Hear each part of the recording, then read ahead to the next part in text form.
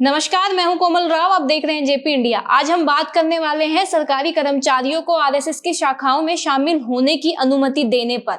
और हमारे साथ चर्चा में जुड़ चुके हैं जेपी के प्रधान संपादक महेश कुमार वैद। सर, सबसे पहले आपका स्वागत है। आप बताइए, आप किस तरीके से देखते हैं, इसे उचित मानते हैं, नहीं मानते हैं कि जो सरकारी कर्मचारी हैं वो अब आरएसएस की शाखाओं में शामिल हो सकते हैं? कोमल, अगर आप आरएसएस की शाखाओं में गई हो तो जो पार्कों में, अलग अलग शहरों में या जहाँ पर भी जो ये कार्यक्रम चलते हैं आरएसएस के, उनमें कागजों में तो प्रतिबंध लगा हुआ था। कागजों में तो सरकार का आज दावा हुआ है कि 58 साल बाद, सरकार का क्या मीडिया रिपोर्ट्स में दावा है कि 58 साल बाद अनुमति मिली है।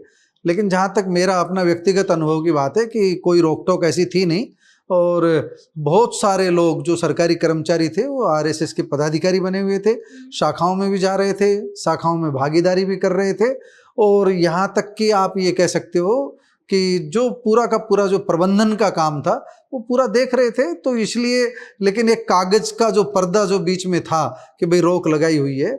कुछ ऐसे संगठन थे, इनको हिंदूवादी संगठन हम कह सकते हैं आरएसएस को, एक दो ऐसे थे मुस्लिमवादी संगठन जिन पे पहले रोक लगी थी। लेकिन चूंकि अब आज का विषय हमारा आरएसएस का है, मुस्लिम समुदाय से जुड़े संगठन पर फिर कभी चर्चा करेंगे। लेकिन आरएसएस को लेकर के प्रतिबंध जैसी बात कागजों में थी, व्यवहारिक धरातल पर नहीं थी। बहुत सारे सरकारी कर्मचारी, अधिकारी मेरे नोटिस में हैं जो बहुत बड़े बड़े संघ में पदों पर रहे हैं, जो संघ की शाखाओं में जो अहम भूमिका निभाते रहे हैं, जो पथ संचलन जैसी गतिविधियां हैं उनमें भूमिका निभाते रहे हैं।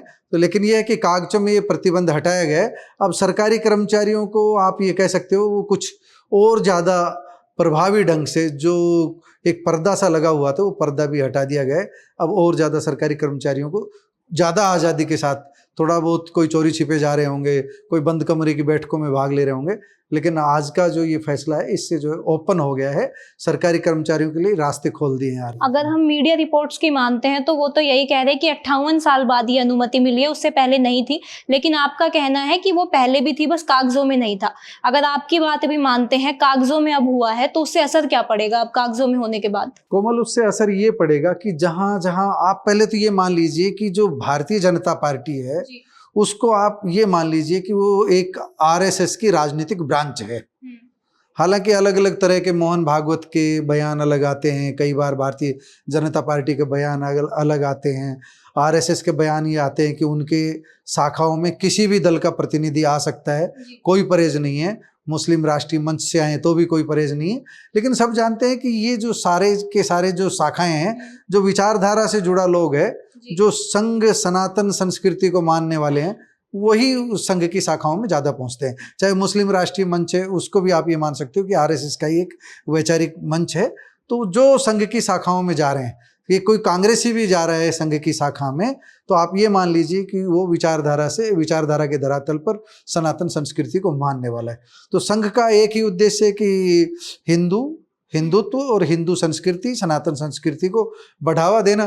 तो अब जो संघ को, अब हम भारतीय जनता पार्टी को संघ से अलग करके नहीं देख सकते। बेशक भारतीय जनता पार्टी संवैधानिक रूप से एक अलग राजनीतिक दल है, लेकिन आरएसएस के स्वयं सेवक जितने ज़्यादा भारतीय जनता पार्टी मिलेंगे उतने शायद ही किसी दल में मिले।